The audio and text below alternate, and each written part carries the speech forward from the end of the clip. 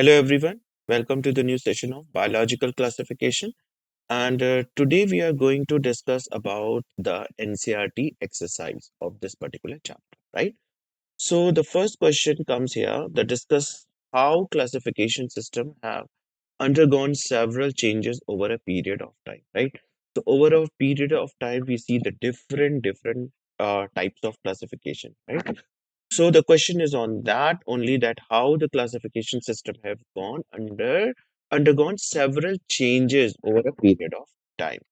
So here comes the solutions. Okay. So the evolution of kingdom classification represent a fascinating journey in the field of biology and that reflect our evolving understanding of life diversity and their relationship, right?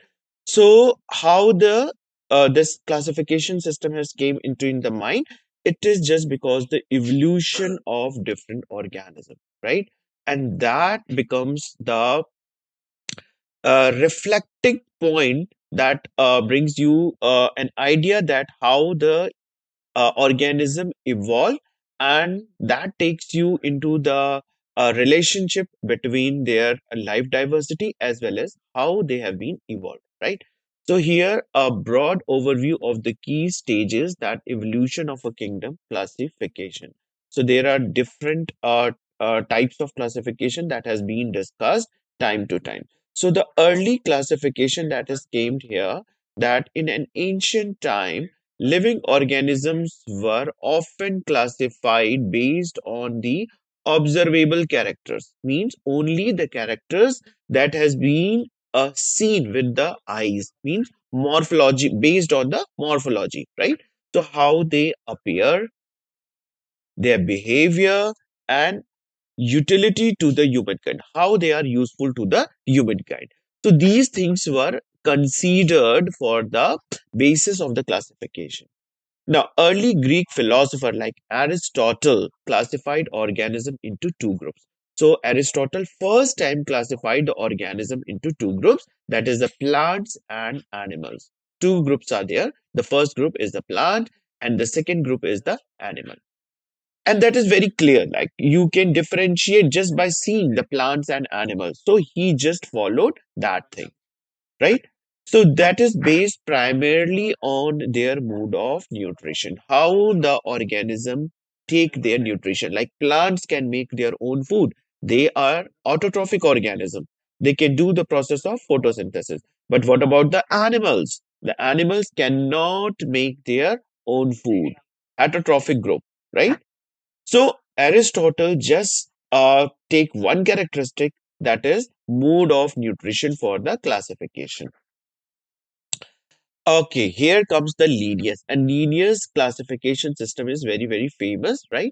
In the Carl Linnaeus on 18th century, Swedish, he was a Swedish botanist, proposed a hierarchical system of classification that forms the foundation of the modern taxonomy, right? Carlos Linnaeus is very famous in the taxonomy also.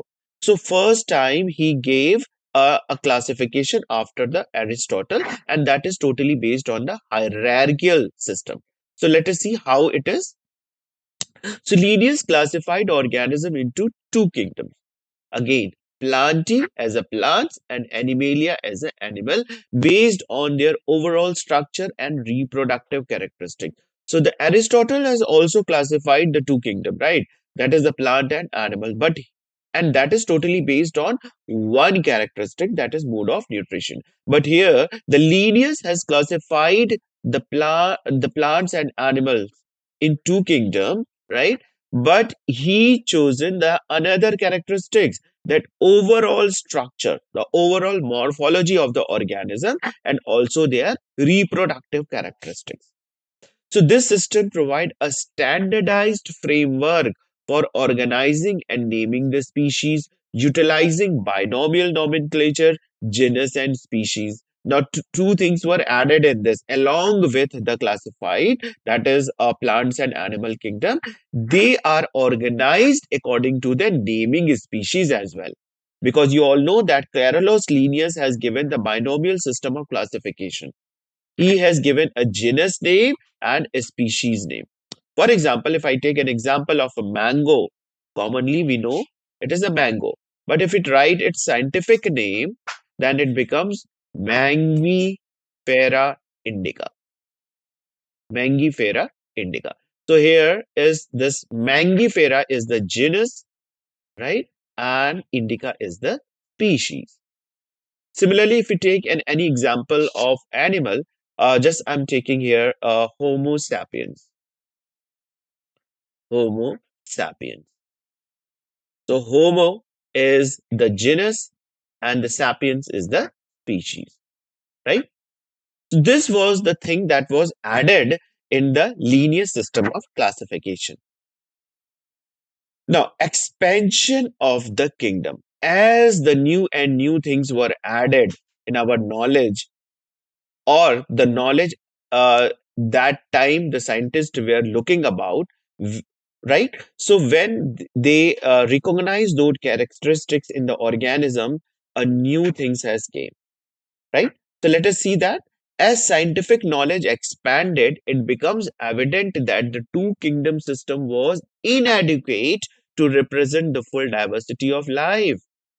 So we are having a so diverse system, right? Diverse system means we are having a huge diversity of the living organism. And we just cannot classify the whole organism just simple as a plant and animals, right? And from where does this idea came? By the scientific knowledge when expanded. When you have a good knowledge, okay, scientifically approved knowledge, then you can say that no, this particular that we just classify all the organism in just two groups is not an adequate. Now, in the late 19th century and 20th century, additional kingdoms were proposed, such as Protista. Hmm?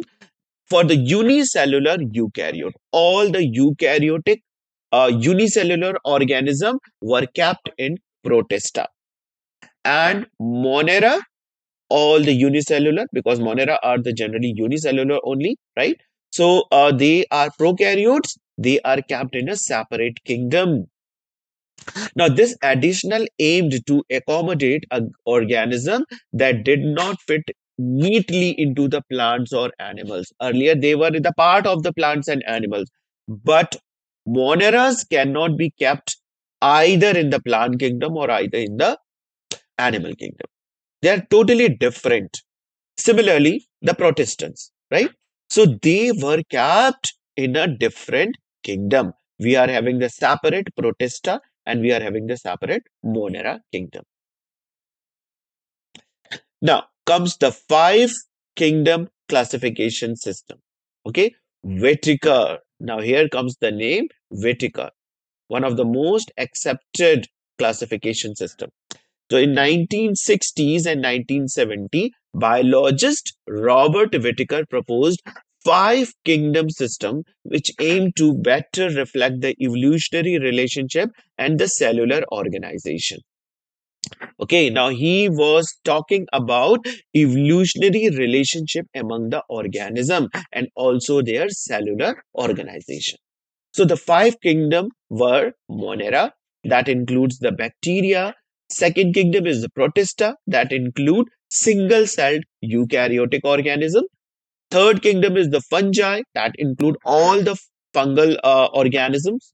And the fourth one is the plantae, that is the green plants, and animalia, all animals, right? So five kingdom classification system proposed by Whitaker. So this system highlighted the evolutionary divergence of major groups and provide a more comprehensive framework for the classification. Okay, so this particular system is totally based upon the two things. Two things are very, very important in this system. What is that? The first thing, the evolutionary relationship. Okay, so this system highlighted the evolutionary divergence of the major groups and more comprehensive framework for the and became the more comprehensive framework for classification. The another thing that is totally based this five kingdom classification apart from the evolutionary relationship, that is the cellular organization of the organ. Sorry. Okay. There are the three domain system also. In the late 20th century, the advancement in the molecular biology, particularly in the use of ribosomal RNA sequencing, revolutionized our understanding of the evolutionary relationship. As we know, the knowledge that is there is a ribosomal RNA sequencing phenomena, right? Then it helps to understand more about the evolutionary relationship among the organs. So Carl Hoos and colleagues proposed the three-domain system, which classified organism into the three domain based on the genetic similarities. So that is bacteria, archaea, and eukarya, right? So archaea means the monerans that are a primitive one. Okay, that is the primitive one. So this system emphasized the fundamental division between the prokaryotic, that is the bacteria and archaea, and eukaryotic, that is the eukarya. Eukarya means eukaryotic. So this represent a major paradigm shift in the classification. This is a very, very important point, and that helped a lot to establish the evolutionary relationship among the organisms. Okay, now continued refinement, modern molecular techniques such as the DNA sequencing, comparative genomics continue to refine our understanding of the evolutionary relationship. Now, not only the RNA sequencing, there were the DNA sequencing also, and other comparative genomics. Okay, we are having the sequencing of the gene, and that has helped a lot to establish evolutionary relationship among the organism. So the taxonomists took a benefit of this idea. Okay, so the taxonomists now employing the combination of the morphological characteristics, biochemical information, molecular data to reconstruct the phylogenetic trees and refine their classification schemes. So lot of changes has been made according to the time or according to the development that has been done in the biochemical field or the molecular field, right? So the ongoing exploration of the microbial diversity, particularly in the extreme environments, has led to the discovery of the novel taxa and refinement existing in the classification system. So that's this only I was discussing, that how the microbial diversity, right? They are living in the so much extreme environment because they are having some different morphological, biochemical, or the molecular characteristic. And with the advancement in this particular field, we came to know that how archaebacteria are different from the other true bacteria, right? So this has improved our classification system. Okay, here comes the second question. Question 2. State two economically important uses of heterotrophic bacteria and archaebacteria. So you have to uh, put the importance, highlight the importance of uh, heterotrophic bacteria and archaebacteria. Okay, so let us see that. Heterotrophic bacteria. Bioremediation. This is one of the benefit of this particular type of bacteria. So heterotrophic bacteria play a crucial role in the bioremediation process. What is this? They can degrade various organic pollutant present in the soil, water, and air. Right? We throw so many organic pollutant in our environment. Now, who is going to degrade that? If it is not degraded, then it will become a pollutant, right? It will create a pollution in our environment. So that has to remove, okay? And that removal or degradation of that particular pollutant is done by heterotrophic bacteria. And this particular process is known as bioremediation. This is known as bioremediation. Okay. So let us see more about this. For example, Pseudomonas and Bacillus. These are the two species, or you can say the genus name, that is the Pseudomonas and Bacillus. Okay. are used in the bioremediation of the oil spills, contaminated soil, and wastewater. So, where we take out the wastewater every day from our household activities, right? There is oil spills when we take out oil from the deep sea, petroleum. So there is always the leakage of petrol. Okay, the crude petrol oil. There is always a leakage. So how that can pollute the water, that ocean water, and that is not very helpful going for the organism that is living in the ocean. So how to remove that? So these bacteria degrade this oil spills. Contamination of the soil. Sometimes we throw out some of the organic waste material in the soil, and that is degraded by these bacteria, right? So this bacteria break down the hydrocarbon and other toxic compounds into the harmless byproduct. They break down, they degrade that, and thus cleaning up the environmental pollution and reducing the remediation cost. So this is how they are useful to us. Okay, they are performing the process of bioremediation. Let us see the other useful of this heterotrophic bacteria. So they are used as a food production as well. Certain heterotrophic bacteria are utilized in the production of fermented food and beverages. So we are having so many fermented food in our daily food items, right? For instances, the lactobacillus and streptococcus species are used in the fermentation of the dairy products such as yogurt, cheese, and kefir, right? So they are prepared from the milk. And how they are prepared from the milk? As we put some amount of lactobacillus or streptococcus species in the milk, then they convert it into yogurt. They can even convert it into cheese and kefir. And these food items are so important for us, right? So these bacteria convert the lactose, that is a protein present in the milk, into the lactic acid, which contributes to the characteristic flavor, texture, and preservation of these food products.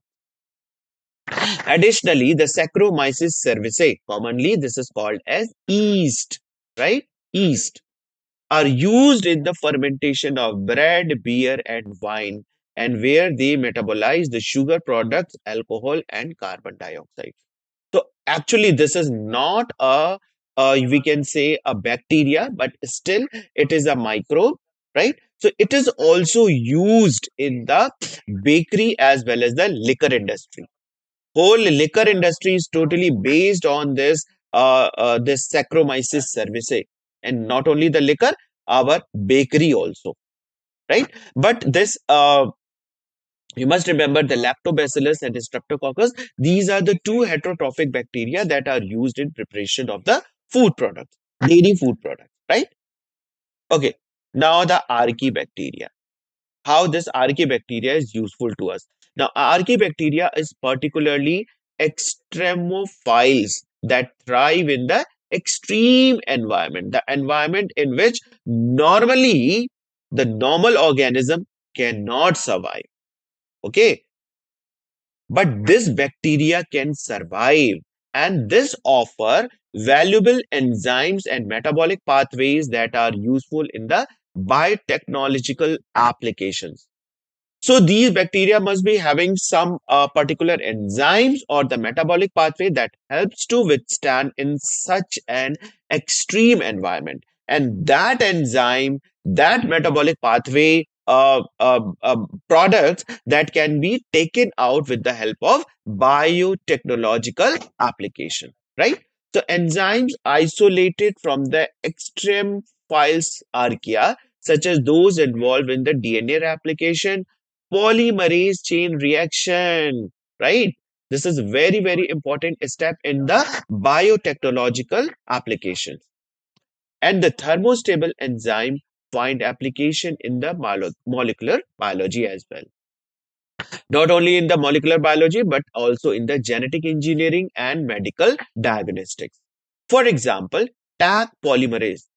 This Taq polymerase is an enzyme that we take out from the Thermus aquaticus. Now, this is a bacteria, Thermus aquaticus bacteria. Actually, it is an archaebacteria that can live in a such extreme environment, and it is widely used in PCR, polymerase chain reaction, for DNA amplification. DNA amplification means multiple times the DNA is, you can say, multiplied.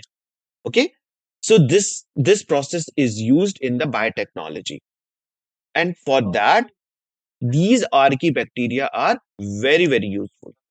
Okay. Another important use of this archaebacteria, some archaebacteria, particularly methogenic archaea, and are utilized in anaerobic digestion process for the production of biogas. You all know there's methogenic bacteria. They produce methane gas. Methane gas, CH4, right? CH4. So these methanogen convert the organic matter such as agricultural waste, sewage sludge, organic residues into the methane gas. Okay, they do not take the oxygen, they degrade it and produce a gas that is called as methane gas. So this methane-rich biogas can be used as a renewable energy source for heating, electricity generation, and acts as a vehicle fuel. So nowadays we are having a biogas plant, right? And in that biogas plant, which gas is generally produced and used for the heating, electricity generation, as well as sometime in the vehicle fuel? That is methane gas, right? So this methane production by the methanogenic archaea contributes to the efficient recycling of the organic waste. So it is converting whatever the organic waste into the greenhouse gas emissions. Okay. Actually, it is reducing the greenhouse gas emission. This is reducing the greenhouse gas emission, and we are using this methane gas in our daily activities such as heating. We can use it as a cooking. We can use it as a electricity generation, as well as the vehicle fuel also. Okay, now here comes the third question. What is the nature of the cell walls diatoms? So you all know what are the diatoms. Okay, so let us see what is the use of this cell wall in the nature. So the cell wall diatoms are the unique structure composed of primarily of silica, right? You know silica what is? Generally, you must have seen the sand, and sand is having some shiny particles in it, right? That is silica, and making them a distinct from the cell wall most other types of algae and plants. So we all know that the algae and plants do have the cell wall. Their outermost covering is the cell wall. But this diatoms is also having the cell wall, but quite different from the one that is having in the algae and plants. How it is? So these include the silica-based cell wall. So it means that along with their cell wall cellulose, they are having the deposition of silica as well, and that is called as frustules, right? This is called as frustules, means the cell wall, when it is having some sort of silica in it, it is called as frustules. And here are some key characteristics of the diatom cell wall. So what are the importance of this type of cell wall? Silica composition. The first thing that we get from its cell wall is the silica composition. Now, the diatom cell wall is primarily composed of the hydrated silica, which is deposited as intricate pattern of a silica dioxide, right? So when it deposited, we get this as a silica dioxide. Now, this silica structure are extremely durable and can withstand various environmental conditions, right? So this silica structure is very important in as it is very durable. It cannot be destructible, right? So it is very durable and it can withstand the extreme environmental conditions. So This is the particular importance of the silica composition. Okay, ornate structure. The silica frustules of the diatom exhibit a remarkable diversity in shape, size, and ornamentation. There, like you can say, the architecture of this silica that is deposited in the cell wall is very, very different. Okay, its ornamentation, its shape, and size is very different, and that makes it very unique as well. So they often have an intricate pattern that is ridges, spines, and pores, and which contribute to the species specific morphology of the diatoms. So the diatoms is having such type of morphology that is having some types of ridges, spines, and pores at its surface, and that makes it very unique among the organisms, right? The cell wall of the diatom consists of two overlapping valves. You must have seen the soap case. What it is look like? It is having a base and it is having a covering. So I'm just drawing here one of the soap case like a structure, right? So here you can see the base in which you can keep a soap like structure. Suppose you are having a soap here, right? And it is having a covering. So same type of things you can see in the case of diatom. Their cell wall is somewhat like this, that it is having you can divide it into the two halves, right? And that is why it is written here. It is consist of two overlapping valves known as epitheca and hypotheca, which fit together like a box and a lid. Box means the down part and lid means the upper covering. Now, this two-part structure allows the diatom to regulate the cell size and shape while providing the protection and support. So, why they are having such type of cell wall? Because it needs some sort of support and protection because they are living in a very harsh environment. They are living in the deep sea, right? So they need some protection and support. So that is why they are having such a unique cell wall. Permeability to the gas and nutrients. Now, despite their rigid silica composition, diatom cell wall are permeable to gases and nutrients. It doesn't mean that they are having a silica, then anything cannot get enter inside it because they need gaseous exchange, right? They need the nutrients from the sea environment. So there must be some permeability for the gases as well as the nutrients. So these two things get these two things are permeable to the cell wall, right?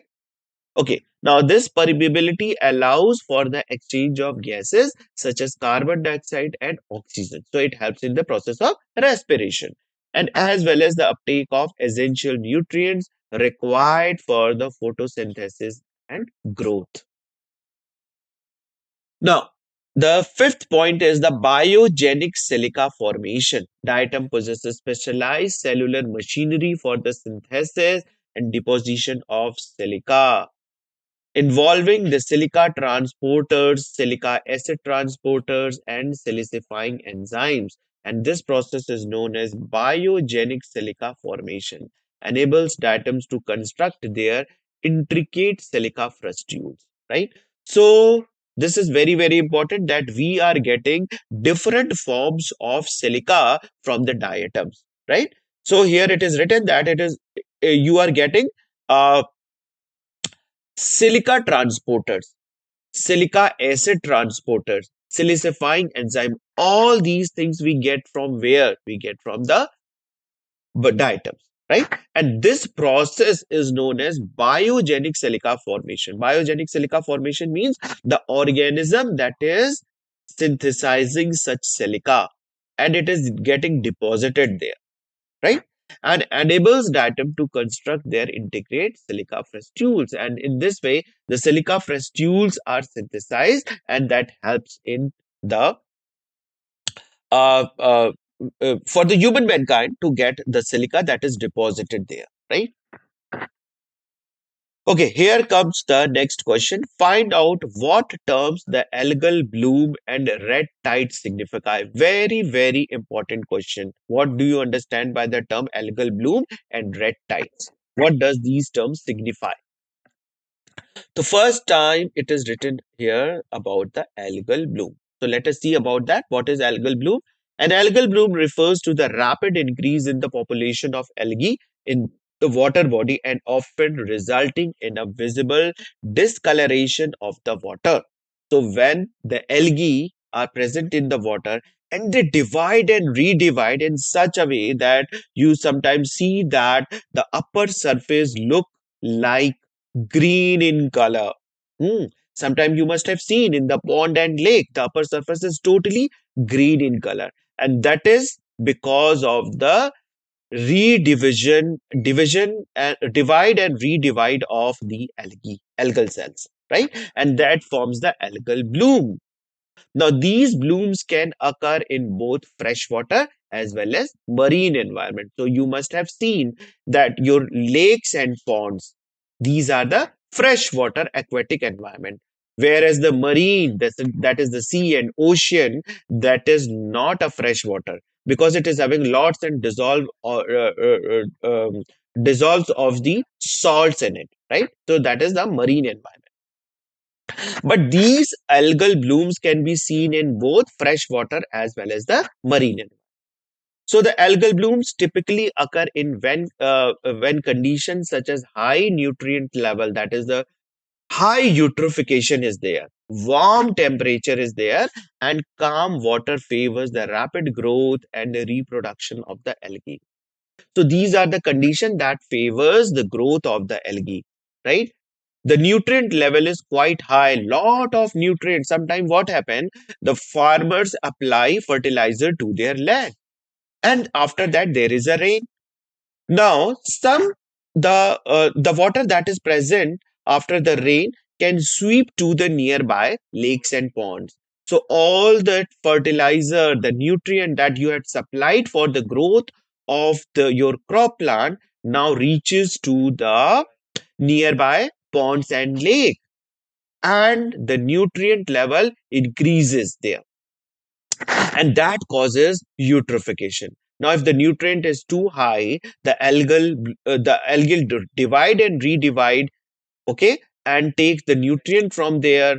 The temperature, warm temperature also suitable for them, and calm water.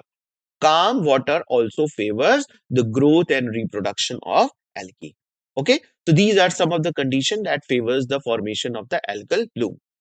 The algae involved in the algal bloom can vary widely in species, including cyanobacteria. So generally, we see the cyanobacteria, that is blue-green algae, diatoms, dinoflagellates, and other green algae. These are some of the predominating organism that forms the algal bloom.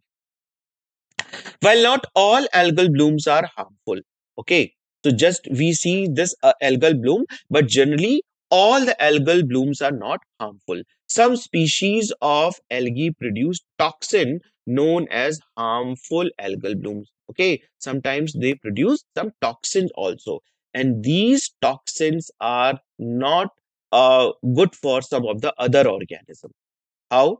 These toxins can have a detrimental effect on the aquatic ecosystem, human health, and aquatic organisms. Common are this harmful algal blooms. Toxin include microtoxins, okay, sexitoxins, microtoxins, sexitoxins, and domoic acid. These are some of the harmful toxin that is released by these algal blooms. And they are not very good for the other organism. Other organism in the presence of these toxic material dies. Red tide. Now here comes the red tide. Red tide are the specific type of algal bloom characterized by the discoloration of water due to the high concentration of certain algae, particularly dinoflagellates. So these are some of the dinoflagellates, are type of the protistans which contains the pigment that give water a reddish brownish hue.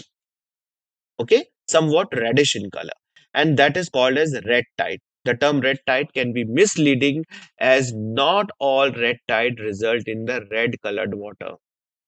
So the water may appear red, they may appear brown, green, or even discolored without any visible hue change, and depending on the species involved, right? So it is not always they gives you the red color. Sometimes the color could be brown, sometimes could be green, and even sometimes no color is there. But it all depends upon the species that is releasing that particular color. Actually, this color is what? This color is this division of the cell. The cell divides so number of times that gives that or imparts the color in the water. And the water becomes red, brown, green, depending upon the species. So this red tide can be harmful if the dinoflagellate responsible for the bloom produce toxin. So these toxins can accumulate in the shellfish, filter feeding organism, leading to the seafood poisoning in humans who consume contaminated shellfish. So we use such type of shellfish in our food, right? Seafood that we say. But if you see this particular sea shellfish is having the deposition of these organisms, these dinoflagellates, then that could be harmful to the humankind also. Hmm. So, in addition to the toxin produced, red tide can also cause ecological disruption and by depleting the oxygen level in the water and resulting in the fish kills and other negative impacts on the marine life. And one such example is the gonalex, right? Okay, next question comes here. How are the viroids different from the virus? We all know that there is a virus. Now there are viroids and prions also. Okay, but here the question is about the difference between the viroids and viruses. So let us see the solution. Viroids are the small infectious agent with a single stranded RNA. So we all know that the virus is what? It is having the nucleic acid, but it is covered with some sort of covering. Okay. And this covering is having a particular articulations, and it is having a singular unit that is repeated many times. And that forms the cover over the single stranded RNA or the nucleic material. And that is made up of protein, and that is called as protein coat. But the virus have the single-stranded or a double-stranded RNA bound with the protein coat. So here you can see that viroid is just a single-stranded RNA, that is the nucleic acid. There is no covering over it. Whereas the virus is having the nucleic acid and it is having a, a particular type of covering that is having a stranded unit. Okay, it is having a standard unit, and that forms its covering, right? So it means that virus is having a covering, whereas the viruses are not having any cover over their nucleic acid.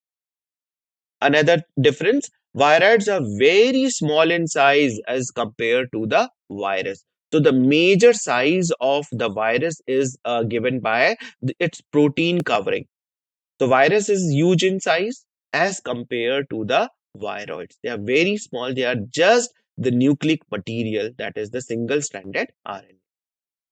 Viroids infect only plants, whereas the viruses can infect plants, animals, and even to the microorganism. And you all know that bacteriophage, the one particular bacteria got its name because it infect bacteria, and that particular virus is called as bacteriophage, right? So here we see that virus can infect plant, animals, as well as the microorganism, whereas the virus can infect only to the plants. So this is the difference. Now here are some other difference in the tabular form we can discuss here, the viroids and viruses. genetic material, this is always single-stranded RNA in the case of viruses, wherein the viruses, the genetic material can be DNA or RNA, and that too, it can be linear or it can be circular. If we talk about the protein coat, then it is totally absent in the case of viroids, whereas it is present in the form of capsid or envelope. Size, if we talk about the size, then it is very small in size, usually less than 300 nucleotides. The size of that nucleic material, that single stranded RNA, is just 300 nucleotides. Now, if we see the size of the viruses, then they are larger. They can range from the tens to hundreds nm, that is micrometer. If we talk about the replication, if we see the eye of the replication, then self-replication in host cell. They can replicate only in the host cell. And viruses require host cell machinery for the replication. Again, pathogenicity causes disease in plants, and this can cause disease in plants, animals, and even to the humans. Cellular host, it is always plant, and here in the case of viruses, the cellular host can be plant, animals, bacteria, fungi, and some other organism as well. Any disease that is caused by viroids. So here is an example: potato spindle tuber viroid. This is a disease that caused by the viroids. Okay, potato spindle tuber viroids. Now, if we talk about the viruses, then influenza virus, HIV, that is the human immunodeficiency virus. Okay, this also is a comes under this category. Now, SARS, CoV-2, these are some of the examples of the viruses. So here comes the next question. Describe the four major groups of protozoa briefly. So protozoa is having four different types. Okay. So here the question asked about what are the four major groups of protozoa. So let us see. The first one is the amoeboid protozoa. Amoeboid protozoa. That is also called as Sarcodina. Amoeboid protozoa known as sarcodines and are characterized by their ability to move and feed using temporarily cytoplasmic extensions called pseudopodia. So if I draw the figure of this amoeba, you can see it is having a false foot. False foot means the foot is temporarily. It can make its food whenever it finds some nutrients, food material, or any pathogen towards it that could be harmful to it, right? So it takes up the food material like this and capture it and forms the food vacuole. So this pseudopodia is very, very important for its survival. Pseudopodia. Pseudo means false, false, and podia means feet. So it becomes false feet, right? Now, this organism lack a definite shape of an exhibit a fluid gelatinous appearance. So when you see this amoeba, it is not having any definite shape. So that is why it is written here. It lack a definite shape because its shape is continuously changing. And when you see the amoeba, it exhibit a fluid-like appearance. Any fluid that is present in the water or any gelatinous-like appearance, right? Amoeboid protozoa are primarily free-living, found in the various aquatic and terrestrial environment. So generally, you see this amoeba in the aquatic environment as well as in the terrestrial environment. Some notable examples are amoeba proteus. This is a very common type of amoeba, amoeba proteus, a common freshwater amoeba. And entamoeba histolytica, a parasitic amoeba that causes amoebic dysentery in the human.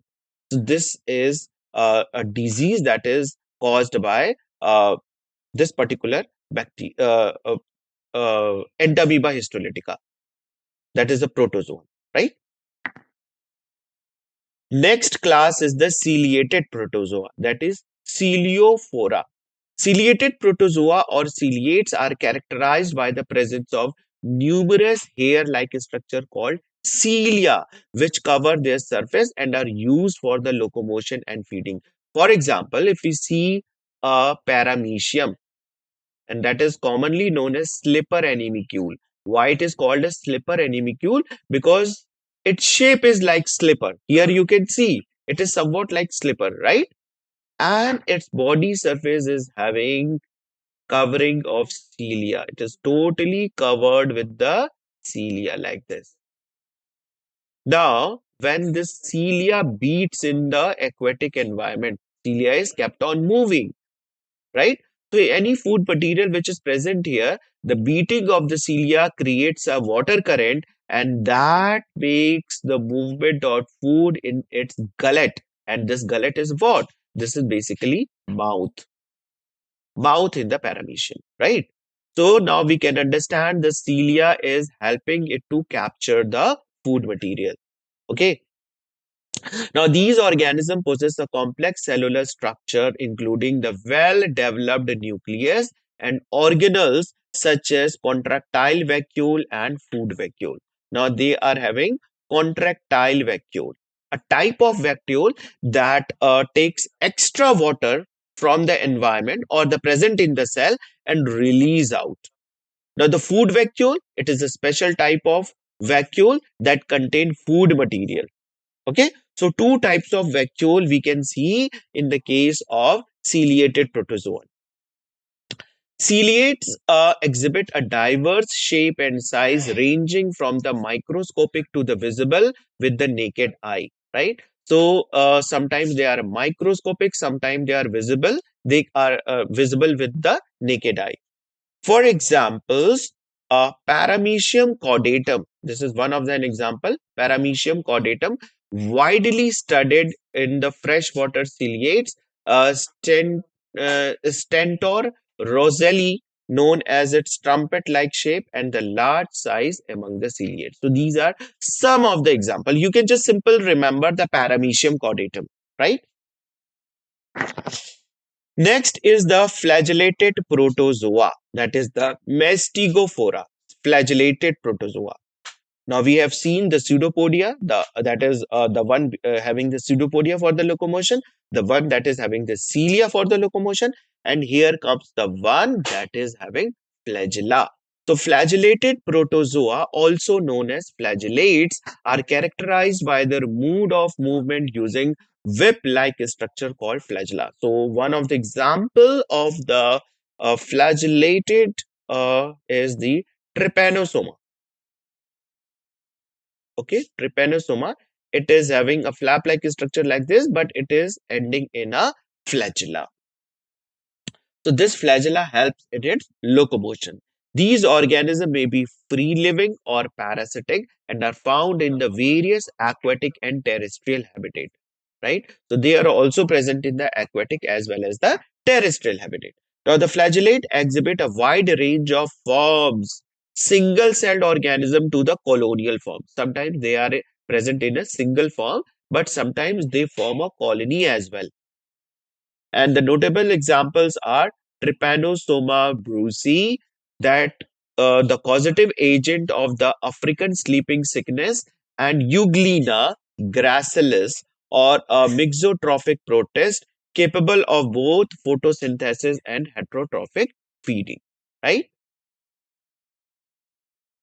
And the fourth class is the sporozoan, that is the epicomplexa. The sporozoans are known as epicomplexans, are typically non-motile parasites. They are non-motile. They cannot move from one place to another. And that is characterized by the presence of unique apical complex used for host cell invasion. It invade the cell. Invade means the cell in which it lives, that is called as host cell. So when it multiply, it destroy the host cell, it invade the host cell, right? So these organisms often have the complex life cycle involving multiple hosts and distinct morphological forms. Sporozoans are primarily parasitic and include many species that cause disease in the animals and humans. So generally they are parasitic, right? They are parasite. They act as a parasite. And the notable examples include the Plasmodium falciparum, that the causative agent of malaria, that is the Toxoplasma gondii, which causes toxoplasmosis, and Cryptosporidium parvum, responsible for the cryptosporidiosis. Okay, so this is all about this particular session. Rest of the question we will discuss in our next class. Okay, so thank you very much.